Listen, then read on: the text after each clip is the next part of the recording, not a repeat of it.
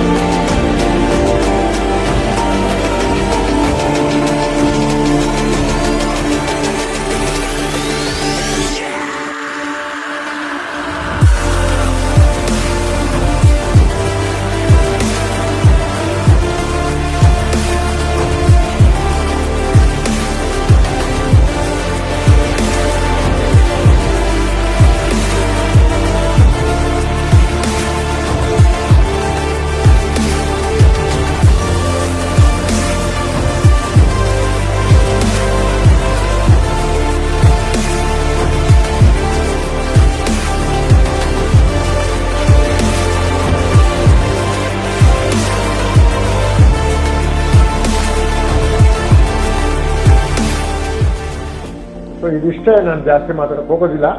ವೀಕ್ಷಕರು ದಯವಿಟ್ಟು ನೋಡ್ರಿ, ನಿಮ್ಮ ಅಭಿಪ್ರಾಯನ ತಿಳಿಸಿ. ಯಾವ ತರ ಪರಿಣಾಮ ಬಿದ್ದಿದೆ ಅದನ್ನ ನೀವು ಹೇಳಬೇಕೆ ಹೊರತು ನಾನೇನು ಹೇಳಕ್ ಹೋಗೋದಿಲ್ಲ. ಎಲ್ರಿಗೂ ನಮಸ್ಕಾರ.